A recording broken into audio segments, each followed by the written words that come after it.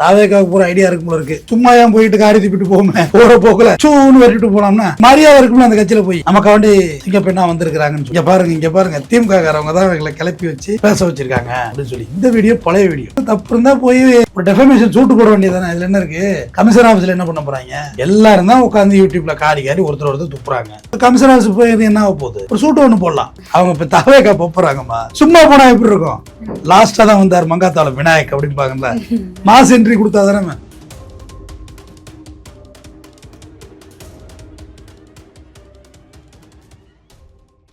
Sir, பிஜேபியிலேருந்து ஆலிஷா அப்துல்லா திடீர் press meet கொடுக்குறாங்க. பரபரப்பாக கண்ணெலாம் கலங்கி ப்ரெஸ் மீட் கொடுத்துட்டு இருக்காங்க. ஆல்ரெடி நிறைய சர்ச்சை அவங்க கிளப்பி விட்டதாகவும் அவங்க மேலே இருக்கிறதாகவும் வந்துட்டுருக்கு. என்ன நடந்துச்சு? ஆக்சுவலாக இது தகவலாக வந்ததை தொட்டு நம்ம பேசிடுறோம். வேறு ஒன்றும் நம்ம வந்து கட்சி சார்ந்து எதையும் நம்ம அடிக்கிறது கிடையாது. அவங்க அமர்பிரசாத் ரெட்டின்னு ஒருத்தர் இருந்தார். அவர் மூலியமாக தான் இவங்க கட்சிக்குள்ளே என்ட்ரி ஆகுறாங்க. அப்புறம் அவங்க அப்போ அன்னைக்கு இருந்த தலைமை அண்ணாமலை வந்து இவங்க ரீச் பண்ண முடியலை அப்படின்னு சொல்லி அப்போ ஒரு பிரச்சனை ஓடிக்கிட்டே இருந்துச்சு. அமர்பிரசாத் ரெட்டி பணம் கேட்குறாரு அப்படின்லாம் ஒரு குற்றச்சாட்டுலாம் சொன்னாங்க. அவங்க தன்னை டாக்டர்னு வேறு சொன்னாங்க. அப்புறம் போட்டு கிழிச்சாங்க. யார் முக்தாரன் இருக்கார்ல, மை இந்தியா 24/7 அவங்க மேலே தான் புகார் கொடுத்துருக்காங்க. அழுது கமிஷனர் ஆஃபீஸில்மா, கமிஷனர் ஆஃபீஸில் உள்ள ப்ரெஸ் மீட்டில் அவங்களும் திருச்சி சூர்யா அண்ணனும் சேர்ந்துக்கிட்டு அவதூறு பேசுகிறாங்க என்ன அப்படின்னாலும் அது பழைய வீடியோ. ஆக்சுவலாக அது இன்னைக்கு உள்ள வீடியோ கிடையாது. அது ஏன் கொடுத்தாங்கன்ட்டு சரி அப்புறமா நம்ம கொஞ்சம் ரிவர்ஸில் போய் பார்த்தோம். நாலாப்புறமும் பார்த்தா தானே தெரியும். போன வாரத்தில் ஆதவர்ஜுனாவை போய் பார்த்து தலைமைச் செயலகத்தில் பார்த்து புக்கே கொடுத்துட்டு வந்தாங்க. தாவேக்காவுக்கு போற ஐடியா இருக்கும் போல இருக்கு. சும்மா ஏன் போயிட்டு காரி திப்பிட்டு போமே, போற போக்குல சூன்னு வெட்டிட்டு போனோம்னா மரியாதை இருக்கும்ல அந்த கட்சியில போய். நமக்கு வேண்டி சிங்க பெண்ணா வந்திருக்கிறாங்கன்னு சொல்லி அவங்க என்ன பண்ணிட்டாங்க, அப்படியே அவர் திருச்சி சூர்யா வந்து ஒரு இடத்துல வந்து இவங்க வந்து ஸ்லீவ்லெஸ்ல வந்து ஜிம்மில் இருக்க மாதிரி வீடியோ போட்டிருக்காங்க. இவங்க முஸ்லீம் ஆக்சுவலாக. இப்போ இப்ராஹிம்லாம் வந்து பிஜேபியிலலாம் மரியாதையாக தானே வச்சுருக்காங்க. அப்போ இவர் போயிட்டு அவங்க அறைக்கு போயிட்டு இது மாதிரி ஸ்லீவ்லெஸ்லாம் போட்டு வராதிங்க, நீங்கள் வந்து வேறு மாதிரி ட்ரெஸ் போட்டு வாங்க, இல்லை புர்கா கூட போட்டு வாங்க, உங்களுக்கு நல்லா மரியாதை இருக்கும் அப்படின்னு சொன்னதாக அன்றைக்கி ஒரு தகவல் சொல்லப்பட்டுச்சு. அதை வந்து அந்த ரூமில் இருந்த இந்த சிசிடிவி இருக்குல்லம்மா, இதில் உள்ள ஆடியோ, ஏன் சிசிடிவியை எனக்கு ஆஃப் பண்ணி வச்சுருக்காங்க. சிசிடிவி இருக்குல்லம்மா, அந்த சிசிடிவியில் ஆடியோவை எடுத்து அதை எடுத்துகிட்டு போய் அவங்க ஒரு கமலாலயத்து வாசல்லே ஒரு ப்ரெஸ் மீட் கொடுத்தாங்க. இந்த மாதிரி என்னை வந்து ஆடஷியம் ட்ரெஸ் ஷேம் பண்ணுறாரு திருச்சி சூர்யா.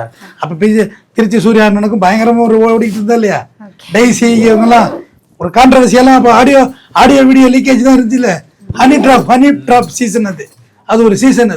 அதில் வந்து என்னை பற்றி பேசுகிறாங்கன்னு சொல்லி அப்போ ட்விட்டரில் போட்டு அதை போட்டு இதை போட்டு உடல் பாகங்களை சொல்கிறாங்கன்னு சொல்லி ஒரு மாதிரி ஓடிக்கிட்டு இருந்த காலம் அது. அதுக்கு அடுத்தது அதோடையாவது அமைதியாக இருந்திருக்கணும். அவங்களுக்கு குழந்தை பிறந்த ட்வின்ஸ் குழந்தைன்னு அதை போட்டாங்க. போட்டோன்னே குழந்தை என்ன தெய்வம் என்ன, செத்தா கூட யாரும் ஃபேஸ்புக்கில் போட்டுறாதீங்கப்பா, போட்டாக்கலை அள்ளி கீழே கமெண்டில் போட்டு சாத்தி குழந்தை அவன் மூஞ்சி மாரி இருக்குது இவன் மூஞ்சி மாரி இருக்குன்னு அவ்வளோ அலிகேஷன் இருக்கு இவங்க மேலே. அவன் மூஞ்சி மாரி இருக்குது இவன் மூஞ்சி மாரி இருக்குன்னு எழுத ஆரம்பிச்சிட்டாங்க. இது கமெண்ட் பாக்ஸு கம்பு சுத்து வீரர்களை நம்ம என்ன சொல்வது, அவங்க அன்பர்கள் அப்படி தான் செய்வார்கள். அவர்கள் தான் நம்ம நேசிப்பவர்களும். நான் கமெண்ட்ல என்னை திட்டுறாங்கல்லம்மா, அவங்க மேலே என்னை கோவப்படுறதே இல்லை, அவங்க தான் என்னை ரொம்ப நேசிக்கிறாங்களே. ஹேட்டர்ஸ் தான் நம்மளை நேசிக்கிறவங்களே, உங்களோட குறையை கண்டுபிடிக்கிறாங்கல்ல.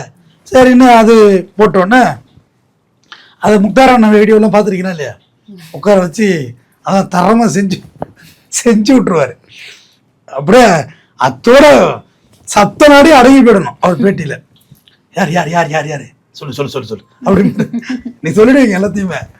அப்போ திருச்சி சூர்யாவனாக்கா அவருக்கு ஒரு காம்போ ஸ்பீடாக போயிட்டு இருந்த காலம் அது. அப்போ இதை வச்சு கேட்டோன்னே அலிசா மூஞ்சி வந்து அந்த குழந்தை மூஞ்சி இன்னார் மாதிரி இருக்குது அண்ணா மாதிரி இருக்குது ஒரு கமெண்ட் எடுத்து இங்கே பேசிட்டாங்க. அது வந்து அது ஒரு பெரிய சர்ச்சையாக அப்போ பேசப்பட்டுச்சு. அப்புறம் முந்தானது முக்தார் அவர்கள் வந்து குடும்பத்தோட முன்னாள் சிஎம் மரியாதைக்குரிய முத்துவேல் கருணாநிதி ஸ்டாலின் வீட்டுக்கு போயிட்டு பார்த்துட்டு வந்தார். நட்பு ரீதியில் ஒரு பிறந்தநாள் வாழ்த்துக்கள் பெற்று வந்தார்.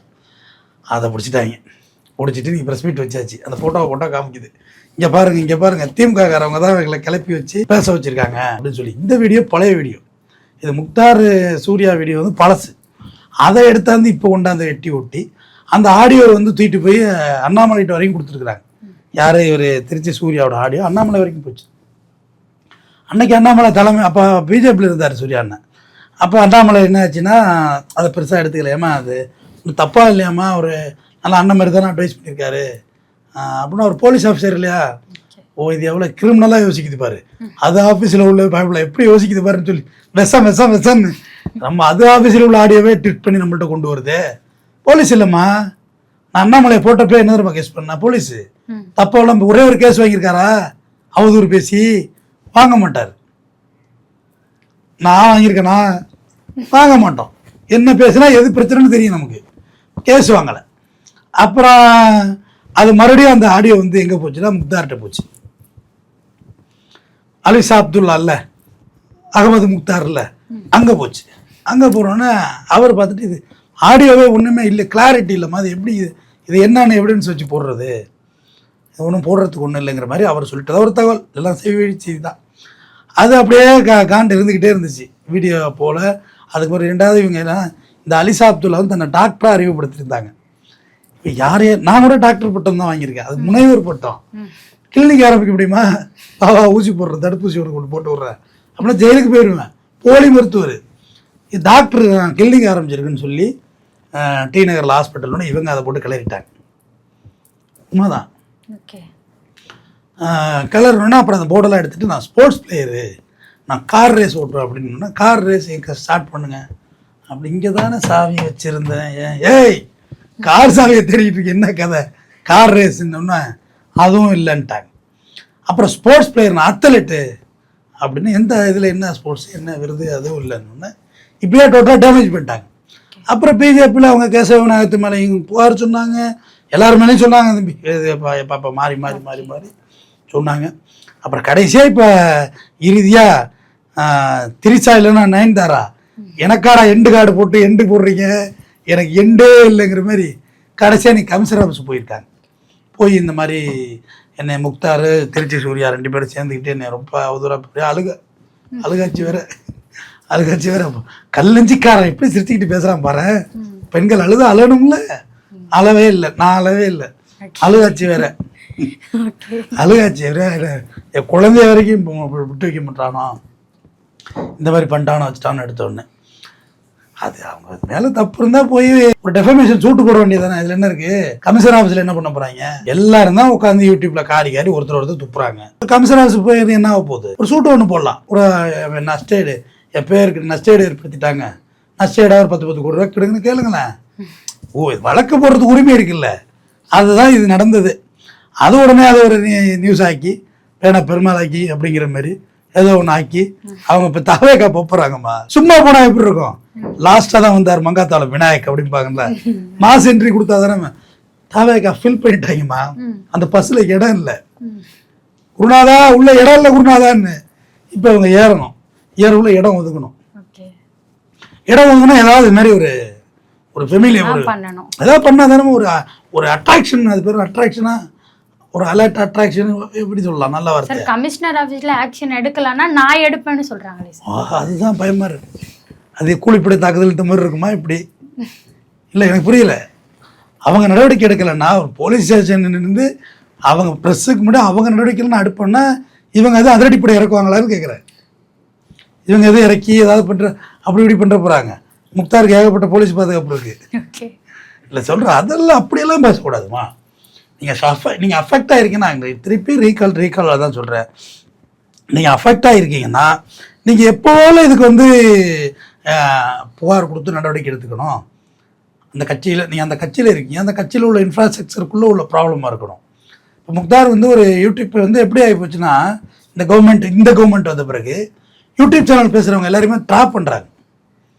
ஏன் அதை பற்றி நீ பேசுன, அதுக்கு உனக்கு என்ன பிரச்சனை இருக்குது, உன் மேலே வழக்கு போடுவேன், இந்த கருத்துக்கு என்ன விளக்கம், கமெண்ட் பாக்ஸில் வந்து மிரட்டுறது, உன் அட்ரஸ் எங்கடா, லொக்கேஷன் அனுப்புகிறா, ஒன்று வந்து வெட்டுறேன்டா ஒத்துறேன்டா, இது எப்படி வந்துச்சு இந்த பார்வை? ஏன் இவ்வளோ நாள் 5 வருஷம் நீங்கள் திமுக திட்டிகிட்டு தானே இருந்தீங்க, அவங்க ஒன்றும் அப்படி யாரையும் வெட்டலையே, அடிக்கலையே, கேஸ் போடலையே. அவங்களாம் கேஸ் போடுறதா இருந்தால் எவ்வளோ பேர் மேலே போட்டுருந்துருக்கணும். அதுவல்ல அரசியல்னால் பேசுதாமல் செய்வாங்க, பழுத்த மரம்னா அது பேர் கல்லடிச்சே தான் செய்யும். அதை எடுத்துட்டு முக்தார் போய் இங்கே சீமான இது முதல்வரை போய் பார்க்குறத எடுத்து போட்டு அந்த குடும்பத்தோட உள்ள ஃபோட்டோவை போடுறது, அவங்க குடும்பத்தில் உள்ள ஃபோட்டோவை போடுறது சரியா? அதுவுமே தப்பு தானம்மா.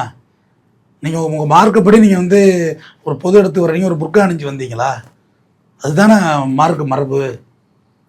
நான் மாற்று மார்க்கத்தை சார்ந்தவன் தான், ஆனால் மார்க்க மரபு எனக்கு தெரியும். மாற்று மார்க்கத்தை மதிக்கக்கூடியவன்.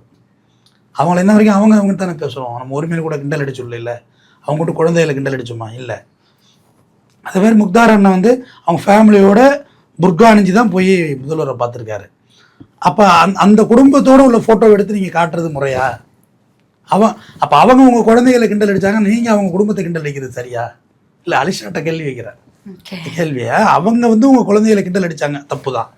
ஆனால் அவங்க கிண்டல் அடித்ததா சொல்லலை, கமெண்டில் எழுதியிருந்தாங்க, நான் பேசணும்னு சொன்னாங்க. அப்போ அவங்க ஃபேமிலி, அவர் பொண்டாட்டி, அவங்க பிள்ளைங்களோட போய் நிற்கிறத வந்து வெளியிடுறது வந்து அவ்வளோ அது நாகரிகமானு கேட்டேன். நீங்கள் என்ன ஆயுதம் எடுக்கிறீங்க? நீங்கள் என்ன தப்பாக திட்டீங்க, நானும் திருப்பி செஞ்சால் நீங்கள் நானும் ஒன்று தானே. நீங்கள் எனக்கு அவதூறு செய்தீர்கள், அதை நான் செய்யவில்லை என்று சொல்கிறது தானே நியாயமாக இருக்க முடியும்னு கேட்குறேன். இது இப்போ நம்ம பார்த்துக்கிட்டே இருக்கோம், ஜாக்கிர் சில்டா, மாதம்பட்டி, இப்படி வரிசையாக சொல்லிக்கிட்டே இருக்கலாம். ஜூலி ரைட்டா, ஜூலி, இடையில அதை வேறு எடுத்து விடுங்க. ஜூலி எல்லாம் கமிஷனர் ஆஃபீஸ் பொறுத்து ஒரு பேசன் ஆகி போச்சு. எல்லாம் கமிஷனர் ஆஃபீஸ் போய் அதையும் இதையும் பேசிட்டு அங்கே ஒரு ப்ரெஸ் மீட் வச்சுட்டு அது ஒரு பெரிய ஒரு ப்ரொபகண்டா பண்ணுறது. நீ போகணுன்னா லோக்கல் ஸ்டேஷனுக்கு போகணும், அப்படி இல்லைன்னா நீங்கள் வந்து வழக்கு ஒரு சூட்டு ஒன்று போடுங்க, அதுதானே நியாயமாக இருக்க முடியும். தவிர்த்து தேவையில்லாமல் எதுக்கு வேணா ஒரு சீன் கிரியேட் பண்ணிட்டு தொடர்ந்து பேசுவோம். நன்றி.